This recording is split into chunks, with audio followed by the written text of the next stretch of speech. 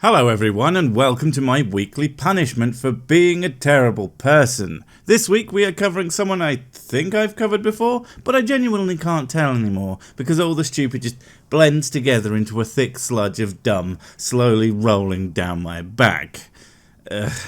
Anyway, this is Feed Your Mind, and before I say anything else I have to point out that while feeding your mind is technically laudable, it all depends on exactly what you feed your mind, and I'm betting this is less intellectual cordon bleu and more the mental equivalent of chewing gum scraped from under a desk.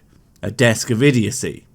An idiot desk, if you will. How's it going out there? This is Feed Your Mind, and in today's video we will discuss an epic court battle that took place where a judge ruled in favor of flat earth versus the globe earth. Wow, I mean, thanks for getting straight to the point right away. 10 points for that, and regardless of whether this actually happened or not, minus 50 for not knowing that what is said in a courtroom is completely irrelevant to science or reality in general.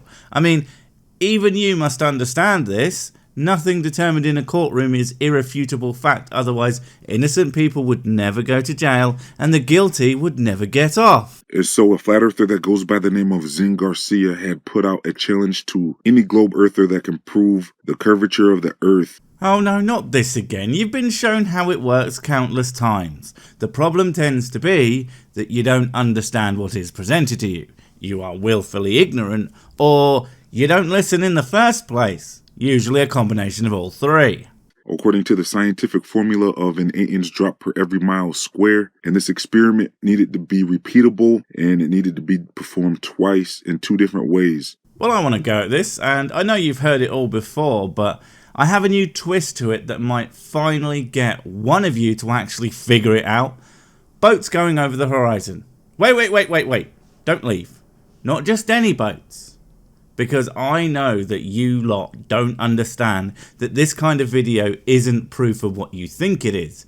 You aren't seeing boats come up from over the horizon, but just being resolved in greater detail, as before it was just too tiny to see.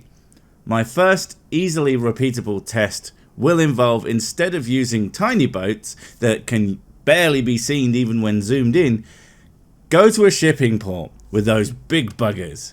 You'll be able to resolve them at a much greater distance, and when they finally do slip out of sight and you crack out your camera, no matter how much you zoom in, you'll never be able to make it suddenly appear in full, as you can see with these 3 ships here. No matter the level of zoom, they all maintain their position in relation to the horizon. Especially of note is this one, that is clearly behind it, and no, just because this is a still doesn't change anything about how zooming works, but I can't wait for one of you to argue that and prove you don't know how yet another thing works. Oh wait, you wanted 2, didn't you? Climb a tree. Seriously, just climb a tree in a relatively flat area. You'll see further. Who am I kidding? You'll probably find a way to screw that up too. And so this was a fair challenge because if it's so obvious that we live on a globe earth, it should be very simple to prove that this is true by conducting a repeatable experiment not once but twice in 2 different ways. The experiment would be pretty fair, I guess. The problem isn't that. The problem is that whatever is presented is always immediately dismissed and hand-waved away as us not understanding what we're talking about, that somehow the reality that is plain to see isn't what it is because reasons. It's honestly kind of exhausting. That's why I make regular terrible jokes. Keeps me sane. In order to confirm that the results were accurate. And so if you could do this, the challenge was that you would win $15,000. The good old win an arbitrary amount of money challenge. They always start small, and then when they realise that they will never accept any argument whatsoever, well, the sky's the limit. I seem to recall a creationist challenge that was something along the lines of $10 million to prove evolution was true. But strangely, no matter what was shown to them, they simply scoffed and moved the goalposts, or just flat out denied reality. Because let's be fair, if you had 10 million to throw around, you might actually have some research to back up your claims. And so a globe earther decided to take on this challenge thinking this would be simple. His first mistake was thinking that your mate was smart enough to understand what was being said.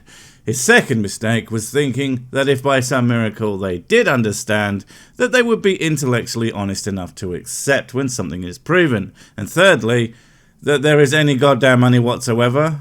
I will bet 80 bajillion Sickland fun bucks, get yours today, that none of these things are true. So this globe earther went ahead and conducted 2 experiments. One experiment was where he had conducted a sunset experiment where an observer would watch the sunset from the bottom of the building, while a second observer simultaneously observes the sunset from the top of the building. Not a bad little experiment, although the fact that the sun sets at all disproves the flat earth in my humble and extremely sexy opinion, seeing as if the sun is seen at all times somewhere in La Civilization, then it must be somewhere over the flat earth at all times, thus could not set.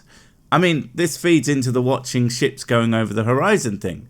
How come no matter how powerful a telescope I have, I cannot see the sun at night?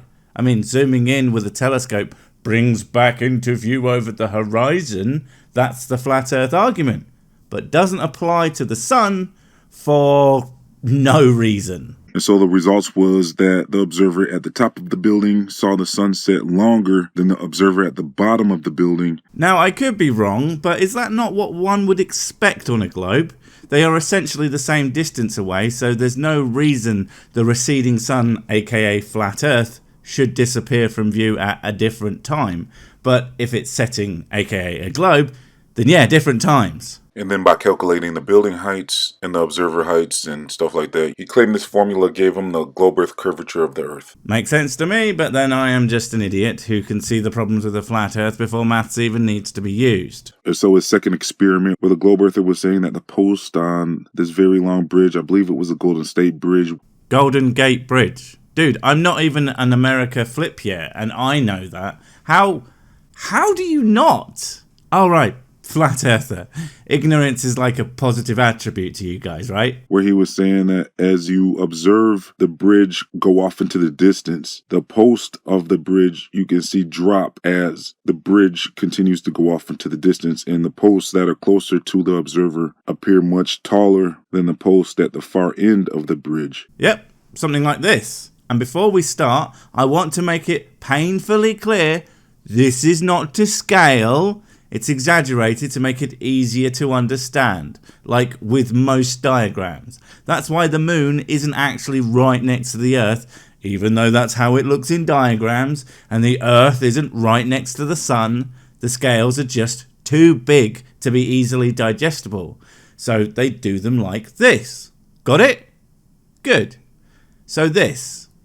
And if I twist the picture and place a little fella here, I think it nicely demonstrates visually what the guy was trying to get across.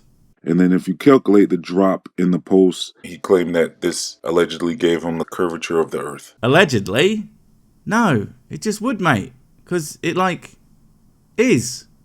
And so basically that was his 2 experiments where this globe earther was suing Zen Garcia for the prize money of $15,000, claiming that he had just proven the globe earth curvature twice. I mean, okay, that seems like a bit much. I get what he was probably going for, but if you consider it a competition, then I would imagine that the competition maker gets to decide what answers are correct, which, as I previously stated, is never going to happen. So this suing guy is never going to win the case. If the guy had said, okay, you did it, you win, and never paid him, then you would have something resembling a case. But this is just embarrassing for everybody. And so he was telling the judge that he was entitled to the prize money. And he also added that it would be a big embarrassment to the scientific community for him not to win this prize money. What? Oh, I'm liking this guy less and less. Assuming for the time being that he's actually real and actually said that, that's just ridiculous. The scientific community doesn't care what stupid, unwinnable competition a flurf or a creationist or whatever woo merchant is pretending to do, and not winning them is like not winning one of those junk mail prizes. No one wins them, and no one cares. This guy just wanted the money and thought he could get it through the courts. If he's real and these are the things he said, he's certainly more stupid than me, and I'm the goddamn moron who filled his kitchen drawers with ice. I should have known someone would steal it and replace it with water. Now the kitchen is ruined. Again. And so it sounded like this guy was just so sure that he was going to win this $15,000. And his attitude sounded real arrogant. Yeah. Arrogance is for people who know better than thousands of scientists who each spend their lives studying one tiny portion of a specific field so collectively they can make what is our scientific understanding when, no, actually, I spent one whole hour on Google looking up the search term flat earth am right in various different ways until I found an answer that agreed with me. We are the ones who get to be arrogant, you pricks. And it sounded like he was just saying how this should be a very simple decision to make for the judge and that this should be an easy case. Easy? Doesn't sound like it to me. I mean, I'm not a legalizer, but I'm pretty sure we would have to prove that the guy made an agreement with him to give him the money or something to that effect. Although again, I'm not a law rheumatizer, so don't quote me. I have a funny feeling that if he lost this case, that it would have a lot more to do with him not really having a case, and less to do with the actual shape of the world. So he was pretty much saying that the flat earth idea is pretty much ridiculous, and he was saying that he completely proved the globe earth by his experiments. And so this is the same attitude that most globe earthers seem to have, where they just have their mind made up that the flat earth topic is something to not even look into. No. You've got it all wrong. It's well worth looking into if you want to laugh your pants off. It's just that every time we do, we end up falling down, and it can take a very, very long time to get back up. Speaking of laughing, I like your little meme there, and it is actually fairly accurate, but only because the confusion and shock that anyone would be so silly as to print a newspaper saying, "They prove the earth is flat," without a huge asterisk explaining, "Well, they didn't, but we just wanted you to buy this because paper media is becoming so irrelevant. Please give cash, we are deading." It's just a distraction. Why would anybody hide the flat earth? I would love an answer, and not because you am the brainwash. How could it be light and day at the same time on a flat earth? I mean, you seem to be asking a lot of reasonable questions and not even attempting to give even a basic answer. Why hasn't anybody fell off the edge yet? Obviously because when someone falls off the edge, they can't get back up. Duh! Why are all the planets round? Again, these are all very good questions, and we never get any answers for them that make any sense. In fact, if we skip the waffle, this was apparently the guy's rebuttal to the two experiments presented to him in court. That those experiments were invalid and did not prove the globe earth. Because like I just said earlier, there's actual responses to the things that globe earthers think proves the globe earth. Yes, and they are invariably moronic. Let's watch and find out why. And so with the bridge proof, for example, Zen Garcia was able to say there's actual perspective that we must consider when looking at the poles of a bridge drop in the distance. That's not valid proof of a globe earth because we can repeat this observation and prove that there is a line of sight where an object will drop simply due to perspective. Right, so perspective. That just so happens to bend it down as if we are on a globe. What? When you look down a long road and you see the telephone poles drop in the distance, that's not globe earth proof because we know those poles aren't shorter just because they're dropping. They're dropping due to perspective. Perspective. Just perspective. That's not an explanation of anything. I can say that the perspective we have of distant objects is that they dip down because we are on a globe. You are saying nothing. It's like saying, I look as tall as I am, but I'm actually shorter because of my height. And with the building experiment, where if you're on top of the building, you can see the sunset come back into view versus if you're at ground level. Well, this is not proof of a globe earth either because when you're at an elevated level, you can see more distance. Yeah, you can. Perhaps because there is something you are now seeing over, like some sort of line in the distance. We really should come up with a name for that. That doesn't prove that you're seeing over a globe earth curvature. It's just that due to your observation level being risen, you can now see much further into the distance. The elevation experiment does not prove a globe earth. So essentially, the whole argument is, these experiments are invalid because we say so.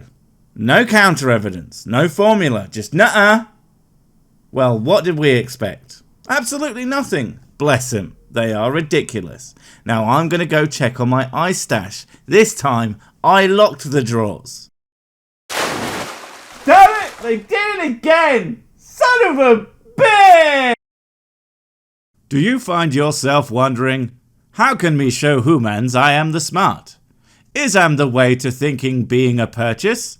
Well, to answer your incredibly poorly worded questions, yes, I think. Honestly, I have no idea what you want, but I'll be damned if I don't take this as an opportunity to sell you things. Like new improved Sick brand merch, now featuring the designer of almost all Sick brand merch. Right, the name's on the tip of my tongue. I want to say Cheryl Pringle? No, wait, it's Mrs. Sick. That's right, I always forget she exists. Also, handsome, famous, and good at the sex tease. Ampersand, not forgetting this pretty badass comic book style one that I would buy myself if I wasn't so poor. Sick brand merch, because we're tired of eating stray cats. Oh, there's one now. Get it!